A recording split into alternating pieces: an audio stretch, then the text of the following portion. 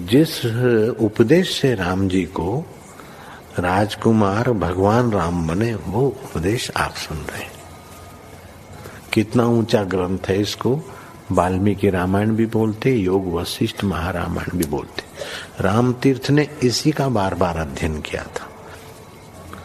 ये आप भी शांत हो जाएंगे परमात्मा में, और दूसरों को भी शांति देने की क्षमता देने वाला ये सदग्रंथ है। इसको वेदांत का सिद्धांत ग्रंथ बोलते हैं। दूसरे होते प्रक्रिया ग्रंथ।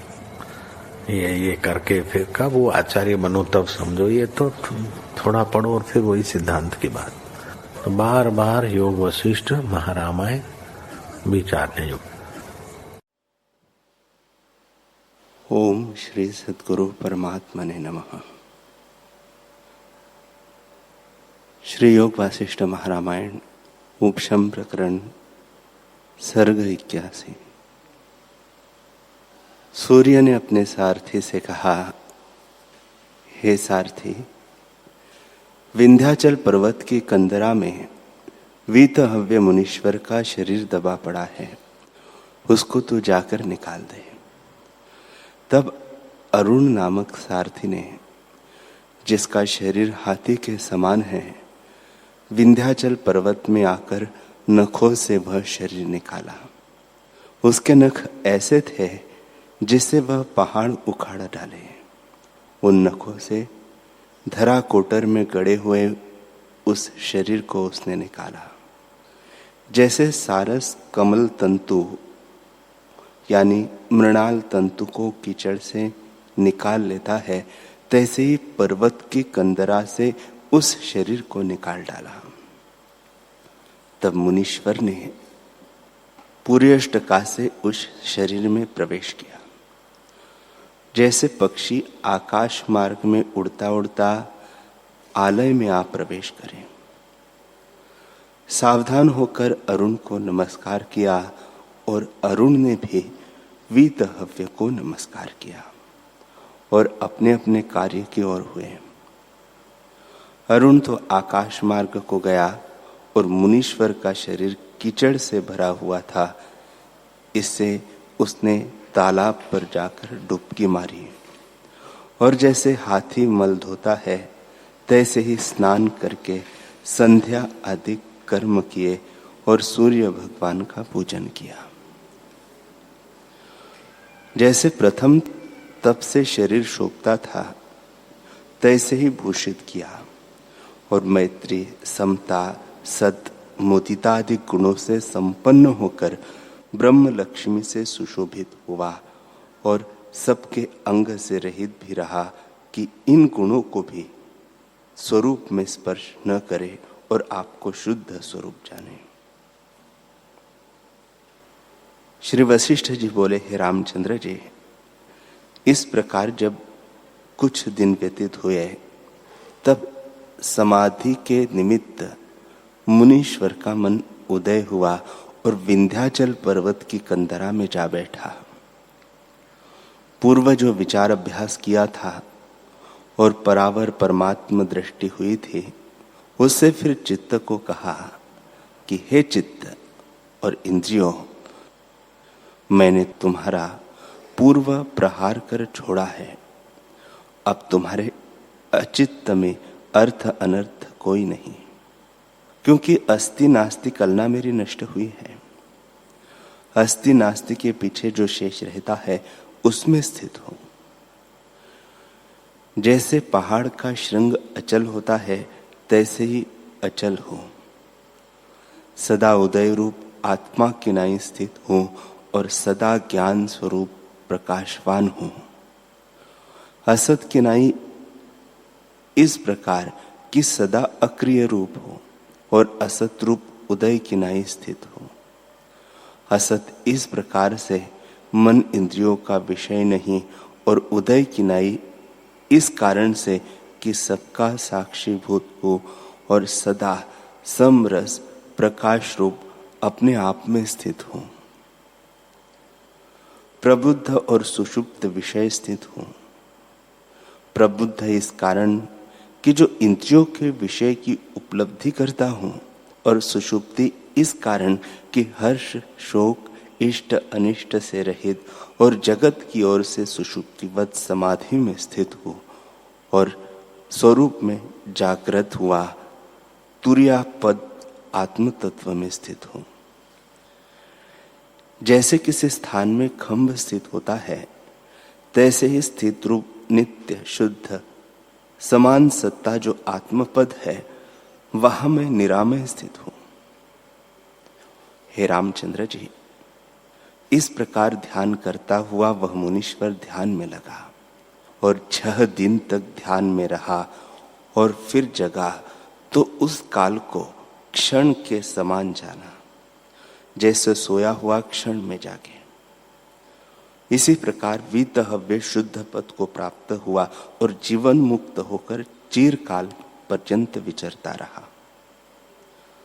न कोई वस्तु उसे हर्ष दे और न शोक दे, चलता हुआ भी स्थित रहे और इंद्रियों का व्यवहार करता भी इष्ट अनिष्ट की प्राप्ति में सम रहे, कदाचित किसी से चलायमान न हो।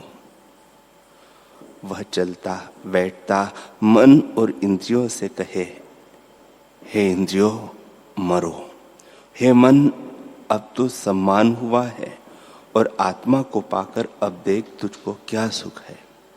जिस सुख के पाए से और पाने योग्य कुछ नहीं रहता, वह निरोग सुख है। ऐसा जो परम शांत रूप अचल सुख है, जिसका आश्रय करके चंचलता को त्याग और हे इंद्रियों, तुम्हारा वास्तव में कुछ स्वरूप नहीं और आत्मपद में तुम दृष्टि नहीं आती। अपने स्वरूप के जाने बिना तुम मुझको दुख देती थी। अब मैं अपने स्वरूप को प्राप्त हुआ हूं और अब तुम मुझे वश नहीं कर सकती, क्योंकि तुम अवस्तु रूप हो। आत्मा के प्रमाद से तुम्हारा भान होता है।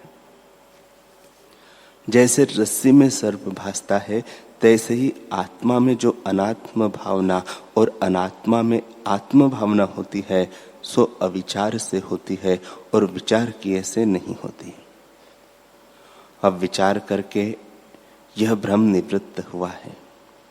तुम इंद्रियगण और हो, अहंकार और है, ब्रह्म और कर्तृत्व और है, भोक्तृत्व और है, और का दुख आप में मानना यही मूर्खता है।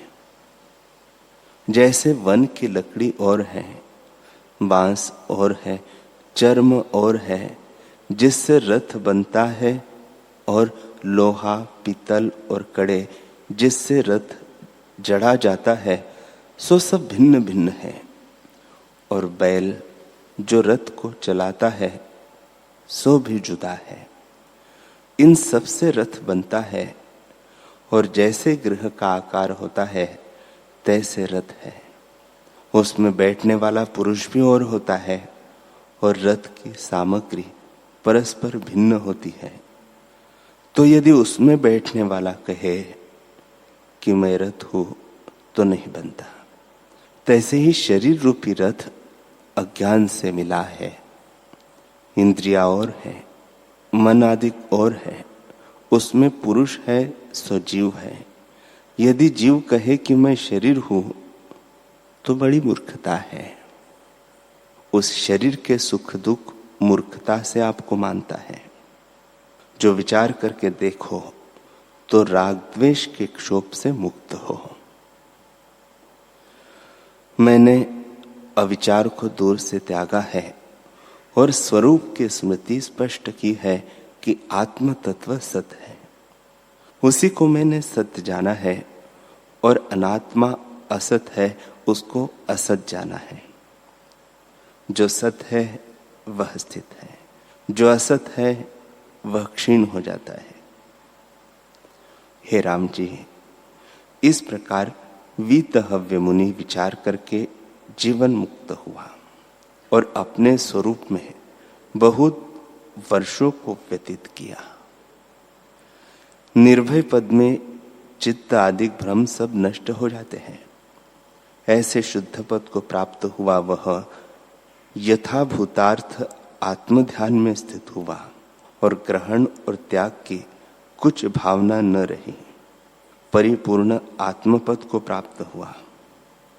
अगस्त्य मुनि का पुत्र वीतहव्य मुनि उस पद को पाकर निर्वासनिक हुआ। फिर जिस काल में और जिस प्रकार से वह विदेह मुक्त हुआ है वह भी सुनो। 20,700 वर्ष वह जीवन मुक्त रहकर फिर विदेह मुक्त हुआ। जो इच्छा अनिच्छा से रहित पद है और जन्म मरण का जिसमें अंत है, उस राग द्वेष से रहित पद को प्राप्त हुआ। हे राम जी, फिर उसने हिमालय पर्वत की कंधरा में प्रवेश किया और पद्मासन बांध हाथ जोड़कर कहा, हे राग, राग तुम निरागता और निर्देशता को प्राप्त हो। तुम्हारे साथ मैंने चिर पर्यंत विवेक से रहित क्रीड़ा की है। तुम अब जाओ, मेरा तुमको नमस्कार है। हे भोग, तुम्हारी लालसा से मुझको परम पद का विस्मरण हो गया था। जैसे माता सुख के निमित्त पुत्र की लालसा करती है, तैसे ही मैं सुख जानकर तुम्हारी लालसा करता था। अब तुम जाओ, तुमको मेरा नमस्कार है। अब मैं निर्वाण पद को प्राप्त होता हूं। हे दुख, तुमको भी नमस्कार है। तेरे उपदेश से मैं आत्मपद को प्राप्त हुआ हूं, क्योंकि मैं सदा भोग और सुख चाहता था, और जब सुख प्राप्त होता था तब मुझको भी साथ ले आता था। सुख से तेरी उत्पत्ति होती है। सुख की लालसा में तो मैं अनेक जन्म पाता रहा, पर जब सुख आवे तब मुझको भी साथ ले आवे। तुझको देखकर मुझको आत्मपद की इच्छा उपजी और तेरे प्रसाद से मैं परम शीतल पद को प्राप्त हुआ हूं। हे दुख, तू तो दुख था, परंतु मुझको आत्मपद प्राप्त कराया, इससे तेरा कल्याण हो। तू अब जा। हे मित्र, संसार में जीना असार है। जिसका संयोग होता है उसका वियोग भी होता है। तूने मेरे साथ बड़ा उपकार किया कि अपना नाश किया और मुझको सुख प्राप्त कराया। क्योंकि जब तू मुझको प्राप्त न था तो मैं आत्मपद के निमित्त कब यत्न करता था। तूने अपना नाश करना माना, परंतु मुझको सुख प्राप्त कराया। हे मित्र, तू बांधो की नाई चिरकाल पर्यंत मेरे साथ रहा, कदाचित मुझसे दूर न हुआ। मैंने तेरा नाश नहीं किया, पर तूने अपना नाश आप ही किया है। तू मुझको जब प्राप्त हुआ था तब मुझको विवेक उत्पन्न हुआ। उस विवेक ने तेरा नाश किया, इससे तुझको मेरा नमस्कार है। और हे माता तृष्णा, तुझको भी नमस्कार है। तू सदा मेरे साथ रही है और कदाचित त्याग नहीं किया। जैसे अपने बालक का त्याग माता नहीं करती, तैसे ही तूने मेरा त्याग नहीं किया। अब तू जा। हे कामदेव, तुझने आप ही विपर्य होकर अपना नाश किया। जब तू बहिर्मुख था तब जीता था, और जब अंतर्मुख हुआ तब तू मिट गया। तुझको नमस्कार है। हे सुकृतो, तुमको नमस्कार है। तुमने भी बड़ा उपकार किया कि नरकों से निकालकर स्वर्गों में डाला, परंतु अंत में सबका वियोग होना है, इससे तुम भी जाओ। हे दुष्कृतो, तुम भी जाओ। विकर्म रूपी तुम्हारा क्षेत्र है और युवा अवस्था बीज है, उससे दुख फल होता है। तुम्हारे साथ भी संयोग हुआ था, इससे तुमको नमस्कार है, तुम भी जाओ। हे मोह, तुमको भी नमस्कार है। तुझसे चिरकाल में बंधा था और नाना प्रकार के स्थानों को प्राप्त होता था और तू भय दिखाता था, उससे मैं भय पाता था, इससे तुझको नमस्कार है, अब तू जा। हे गिरी कंदरा, तुझको भी नमस्कार है। तुम में मैंने चिरकाल तक तप किया है। हे बुद्धि, हे विवेक, तुमको भी नमस्कार है। तुमने मेरे साथ उपकार किया है कि संसार बंधन से मुक्त किया, तुम भी जाओ। दंड और तुम्बा, तुमको भी नमस्कार है, तुम भी जाओ। बहुत काल तुम भी मेरे संबंधी रहे हो। हे देह, रक्त मांस का पिंजर होकर तू मेरे साथ बहुत काल तक रही है और तूने उपकार किया है। विवेक उपजाने का स्थान तू ही है। तेरे संयोग से मैंने परम पद पाया है, तू भी अब जा, तुझको नमस्कार है। हे संसार के व्यवहारों, तुमको भी नमस्कार है। तुम्हारे में मैंने बहुत क्रिया की है। ऐसा पदार्थ जगत में कोई नहीं जिससे मैंने व्यवहार न किया हो। ऐसा कर्म कोई नहीं जो मैंने न किया होगा, और ऐसा देश कोई नहीं जो देखा न होगा। अब सबको नमस्कार है। हे इंद्रियों, प्राण और मन आदि, तुमको नमस्कार है। तुम्हारा हमारा चिरकाल संयोग था, अब वियोग हुआ, क्योंकि जिसका संयोग होता है उसका वियोग भी होता है। इससे तुम्हारा हमारा भी वियोग होता है। नेत्रों की ज्योति सूर्यमंडल में जा लीन होगी, घ्राणों की गंध पृथ्वी में लीन होगी, और प्राण त्वचा पवन में, श्रवण आकाश में, मन चंद्रमा में और जिह्वा रस में लीन होगी। इसी प्रकार सब अपने अपने अंश में लीन होंगे।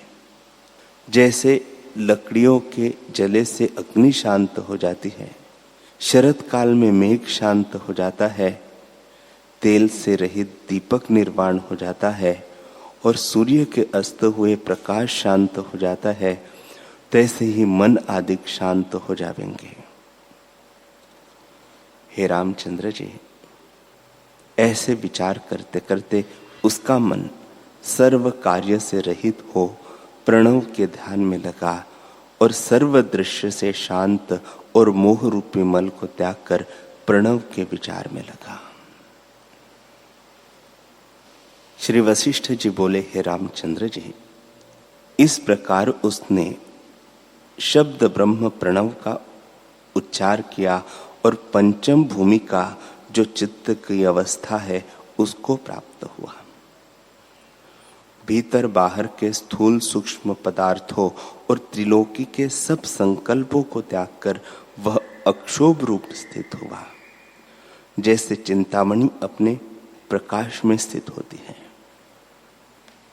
जैसे पूर्णमासी का चंद्रमा अपने आप में स्थित होता है, जैसे मंदराचल के निकलने से क्षीर समुद्र स्थित होता है और मथने से रहित मंदराचल स्थित होता है, जैसे कुम्हार का चक्र फिरता फिरता ठहर जाता है, जैसे सूर्य के अस्त हुए जीवों की व्यवहार क्रिया ठहर जाती है, जैसे मेघ से रहित शरत काल का आकाश निर्मल होता है और प्रकाश तन से रहित होता है, तैसे ही फूरने से रहित उसका मन शांति को प्राप्त हुआ।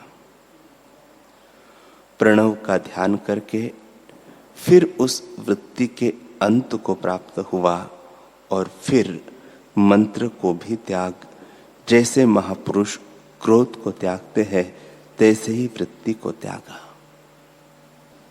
फिर तेज का प्रकाश उदय हुआ, उसको भी निमेष में त्यागा। आगे न तेज है न तम है, उसमें अभाव वृत्ति रहती है, उसको भी निमेष में त्यागा। तब जैसे नूतन बालक की जन्म से पदार्थ ज्ञान से रहित अवस्था होती है, तैसे ही अवस्था प्राप्त हुई। तब जो सत्ता मात्र आत्म तत्व सुषुप्ति पद है, उसका आश्रय किया और महाचल जो सुमेरु किनाई स्थिर अवस्था है, उसको प्राप्त हुआ। फिर केवल अचेतन चिन्मात्र तुर्या निरानंद आत्मपद में, जिसमें स्वरूप से भिन्न और आनंद नहीं प्राप्त हुआ, वह असत और सत रूप है, सर्व क्रिया से अतीत है, इस कारण असत है, और अनुभव रूप है, इस कारण सत्य रूप है। ऐसे अशब्द पद को वह प्राप्त हुआ जो परम शुद्ध, पावन और सर्व भाव के भीतर प्राप्त है और सर्व भाव शब्द से रहित है। जिसको शून्यवादी शून्य, ब्रह्मवादी ब्रह्म, विज्ञानवादी विज्ञान, सांख्य मत वाले पुरुष ईश्वर, शैव शिव, वैष्णव विष्णु, शाक्त परम शक्ति, कालवादी काल, आत्मवादी आत्मा और माध्यमिक माध्यम इत्यादि जो शास्त्रों वाले कहते हैं, सो एक परब्रह्म को ही कहते हैं, जो सर्वदा सर्वकाल सर्व प्रकार सर्व में सर्वरूप है। ऐसे सर्वात्मा को वह मुनीश्वर प्राप्त हुआ। जिस आनंद समुद्र के बल से सबको आनंद होता है, ऐसे आत्म तत्व अनुभव रूप अपने आनंद को वह प्राप्त हुआ और वही रूप हो गया, जो अन्य और निरन्य, निरंजन, सर्व असर्व, अजर अमर, सबके आदि, सकलंक निष्कलंक है। ऐसे आकाश से निर्मल पद को वीतहव्य मुनीश्वर प्राप्त हुआ।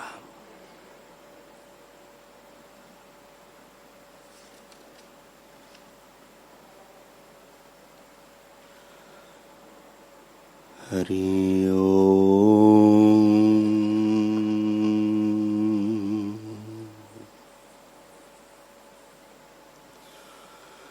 हरि ओम।